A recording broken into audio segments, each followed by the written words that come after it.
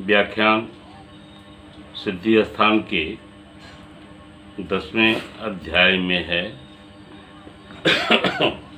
इस स्थान का नाम बस्ती सिद्धि है, ये आप जानते हैं। इसके साथ ही व्याख्या करते हुए चक्रपाणि ने कहा कि अत्रैव बस्ती शब्देन सिद्ध बस्तयो बक्ष्वाणा अभिप्रेता। यहाँ जिन बस्तियों की चर्चा की जा रही है ये बस्तियाँ अनमोल हैं। ऐसी सिद्ध बस्तियों की चर्चा आचार्य ने यहाँ की है कि यदि आपका डायग्नोसिस परफेक्ट है, रोगी को आप पहचानते हैं, काल बल को पहचानते हैं, प्रकृति को पहचानते हैं, तो यह औषधियाँ अवश्य ही आपको जस दिलवाएंगी, अवश्य ही कार्य करती हैं। ऐसे बस्तियों की चर्चा है। पिछले व्याख्यान में 16वें श्लोक तक की व्याख्या हुई थी। आज 17वें श्लोक से इस व्याख्यान को प्रारंभ करते हैं। आचार्य कह रहे हैं कि चिरजात कठिन बलेषु व्याधिषु तीक्ष्णा विपर्ये मृदवा सप्रतिवाप कषाया योज्यास्त्वनुवासन निरूहा। जो रोग बहुत दिनों से माने पुराना रोग हो तथा जिन व्याधियों का बल कठिन हो, बहुत बलिष्ठ रोग हो, अर्थात अधिक दोष बढ़े हो, अधिक दोष बढ़ने से कुछ व्याधियां बहुत दिनों से आ रही हों, उन रोगों में प्रक्षेप एवं कषायों के साथ तीक्ष्ण बस्तियों और इनसे भिन्न रोग की अवस्था में प्रक्षेप और क्वाथ से युक्त मृदु अनुवासन और निरूह बस्तियां देनी चाहिए। आइए श्लोक 18 देखें। अर्ध श्लोकै रतः सिद्धान् नाना व्याधिषु सर्वशः बस्तीन् बीर्ज समग्रैर्भागैर् यथार आलोड़नात् शृणु। अब इसके बाद आधे आधे श्लोक में अनेक प्रकार के रोगों को दूर करने वाली अधिकतर सफल एवं सिद्ध बस्तियों का वर्णन होगा, जिनका वीर्य सम हो। उनके लिए दोषानुसार द्रव्यों के क्वाथ या स्वरस में घोल कर प्रयोग करना चाहिए, जो ड्रग्स बताए जा रहे हैं आगे। 19 और 20 श्लोक देखें। बिल्लो अग्निमंथा सेवनाकः काशमर्जः पाटिस तथा सालपर्णी पिष्पर्णी बृहत्यौ वर्धमानकः यवा कुल्लथा कोलानि स्थिरा चेती द्वयो अनिले सस्यन्ते सचतुस्स्नेहा ईशितस्य रसान्विता। बेल की गुद्दी, अरणी, सोना पाठा, गम्हार और पाटड़ा प्रत्येक के छाल के विधिवत बने हुए क्वाथ में। दूसरा सरिवन, पिठिवन, बड़ी कटेरी, भटकटैया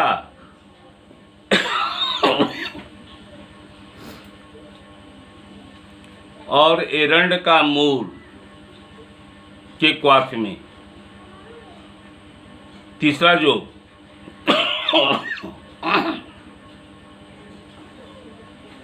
घृत, तैल, वसा, मज्जा तथा मांस रस, इनको मिलाकर बस्ती यंत्र में रखकर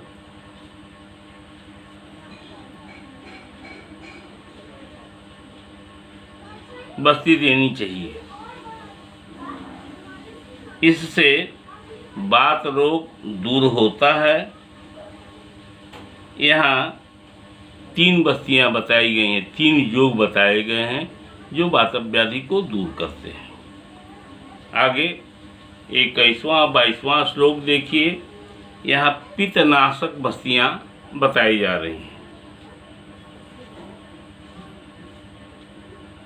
नलवत जलवा नीर सत्पत्राणि शैवलम मंजिष्ठा सारिवानंता पयस्या मधुयष्टिका। 22वां देखिए।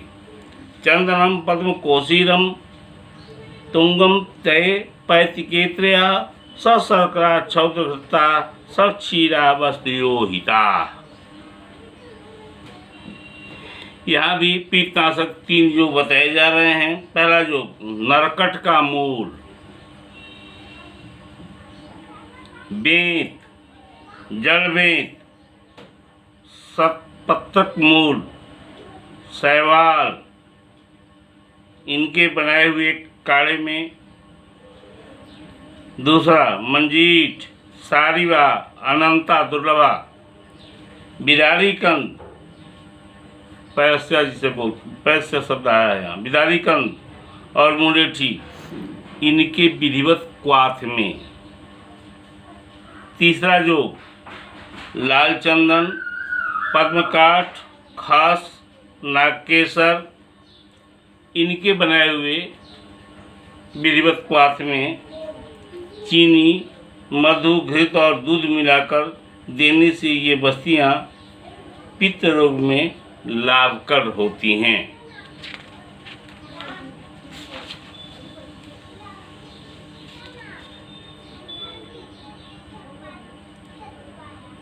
तेईसवां और 24वां श्लोक, इसमें कफनाशक 3 बस्तियों की चर्चा है। सुने इसे। अर्कस तथैव चालर्कः एकश्चीला पुनर्नवा हरिद्रा त्रिफलामुस्तम पित्तदारु कुट्टतनटम। पिपल्यश्चित्तक्यश्चेति त्यस्ते श्लेष्मरोहिणी रोगिषु स्वच्छार क्षौद्र गोमूत्र नति स्नेहान्विता हिता।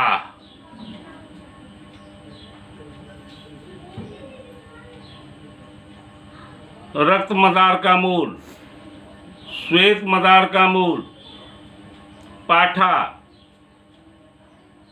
एक अच्छिला शब्द आया है, उसका अर्थ होता पाठा, पुनर्नवा, इनके विधिवत बने हुए क्वाथ में पहला। दूसरा हल्दी, आंवला, हरण, बहेरा, मोथा, दाल हरिद्रा, सोना पाठा की छाल, केवटी मोथा या तगर, इनके बने विधिवत क्वाथ में।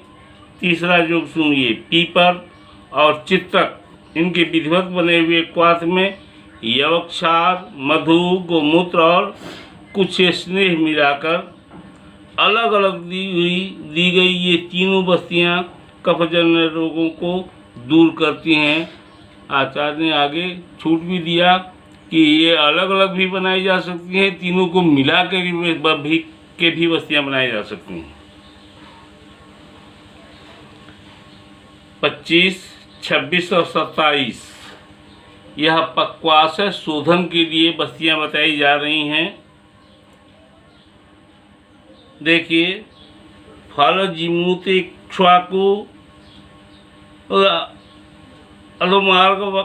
मार्ग वत्सका श्यामा च त्रिफला चैव स्थिरा दंती द्रवंती पी प्रकिर्जा चोदकिर्जा च नीलिका क्षीर्णी तथा सप्तरा शंखनी रुद्रम फलम कंपिलकस्य च चत्वारो मूत्र सिद्धास्ते पक्वाशय विशोधना बस्तैरपि समस्तैश्च चतुर्योगा उदाहरता।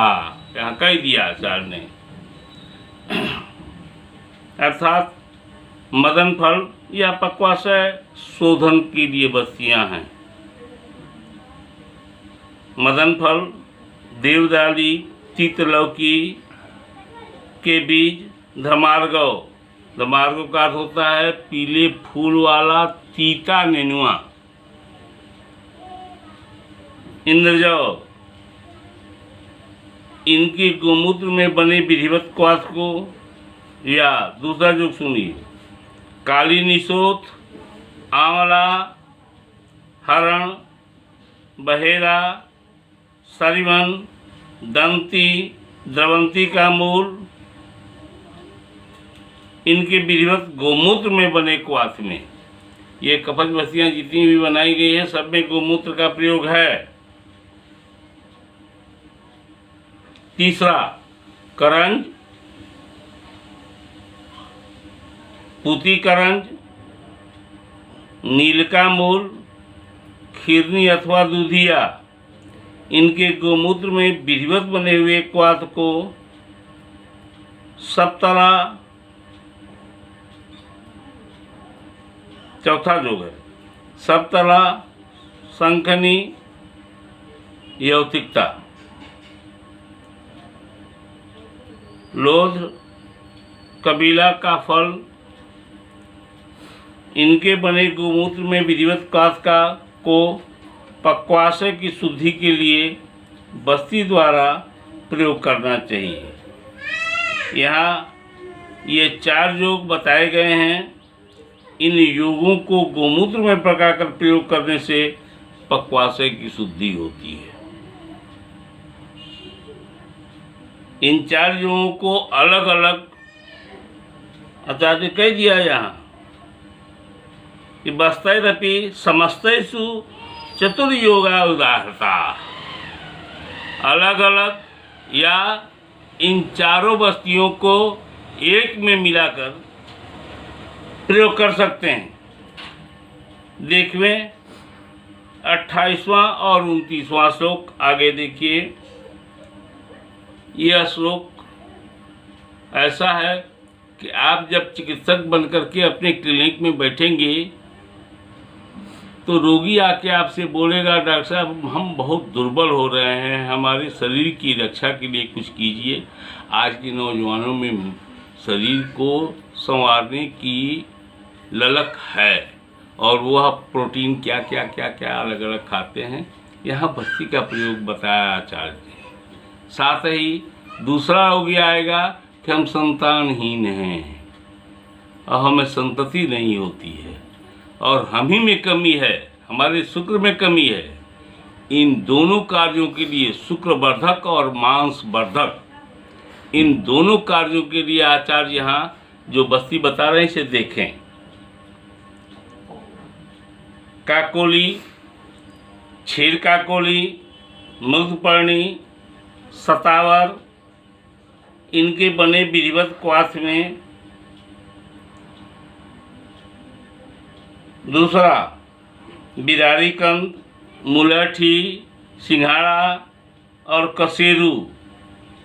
कसेरू तो यहाँ तो देहाती भाषा में चिचोर बोलते हैं उसको। चौरे में होता है, बड़ा बड़ा मिल जाता है, बाजार में भी मिलता है। इनके बने क्वाथ से। तीसरा, केवाच का फल, क्रॉन्वी, उड़द, गेहूं और जौ के आटे से विधिवत बने या जल में पकाकर क्वाथ, इसका प्रयोग। चौथा प्रयोग, जलीय और आनूप पशु पक्षियों के विधिवत बने हुए मांसरस को बस्ती द्वारा प्रयोग करने से शुक्र और मांस की वृद्धि होती है। श्लोक 30वां और 31वां देखिए। ये संग्राहिक बस्तियां हैं। यहाँ 4 बस्तियां बताई गई हैं। अतिसार और ग्रहणी में कभी कभी बार बार जो मल प्रवृत्ति रोगियों में होती है वह बंद नहीं होती हैं। ऐसी अवस्था में संग्राहिक बस्तियों का प्रयोग किया जाता है। देखिए इसे, जीवंती च अग्निमंथश्च धातकी पुष्प वत्सकौ प्रग्रह खदिरा तुष्टम समी पिंडित को पाया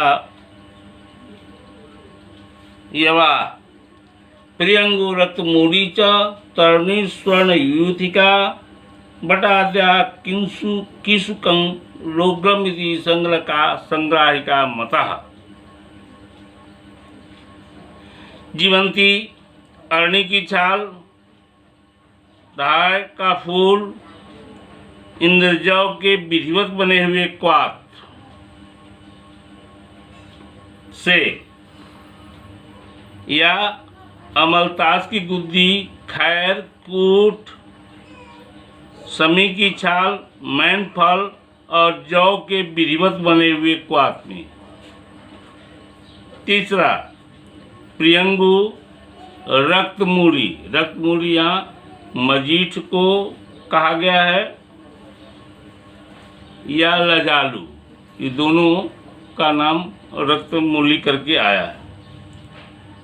तरुणी, तरुणी यहाँ गुलाब के फूल को कह रहे हैं आचार्य।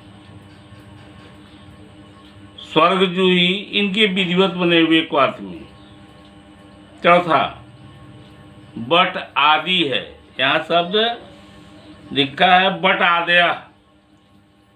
देखिए 31वें श्लोक के अर्ध श्लोक में बट आदया किसुकम लोद्धम इति संग्राहिका मता। इसका अर्थ है बट आदि से बट का बरोह जो जटाएं निकलती हैं उसकी, पाकड़ की छाल, पीपल की छाल, गुल्लर की छाल आदि से इतनी चीजों का ग्रहण होता है। इसमें से कोई भी छिरी वृक्ष, पलाश का फूल,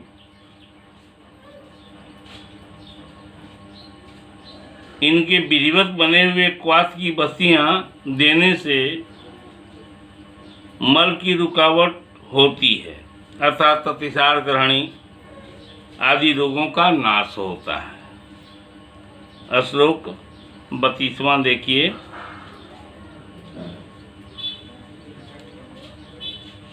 परिश्रावे श्रुतम क्षीरम सवृत चीर पुनर्वम आगपर्णी कया वापी युक्तया। अर्थात यहाँ जो है परिस्राव रोग के लिए ये बस्तियाँ बनाई गई हैं, जिसमें बार बार मल स्रावित होता रहता है। परिस्राव का करके आप पिछले 6ठे अध्याय के 58 और 59 नंबर श्लोक में परिस्राव रोग की चर्चा की गई है 6ठे अध्याय में। उसी परिस्राव के लिए बस्ती की चर्चा यहाँ आचार्य कर रहे हैं कि रक्त पुनर्नवा और श्वेत पुनर्नवा के कल्क से विधि पूर्वक सिद्ध किए हुए दूध की बस्ती या मूसापर्णी और चौराई के कल्क से विधिवत सिद्ध बस्ती,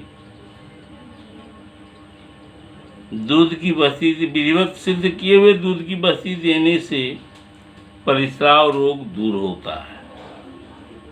इस परिस्राव की चर्चा 6ठे अध्याय में 58 और 59 नंबर श्लोक में किया गया है। देखना चाहें, इस बार व्याख्यान तो हुए हैं, आप देखना चाहें तो फिर से इसे देख सकते हैं। आगे की चर्चा अब दूसरे व्याख्यान में होगी। हमको लगता है कि इसके आगे वाले व्याख्यान में 10वें अध्याय की समाप्ति भी होगी। कुल श्लोक इसमें 50 से 52 श्लोक हैं। 48वें श्लोक की चर्चा जिसमें हमको करनी है, हम आपको 32वें श्लोक तक ले गए हैं। धन्यवाद।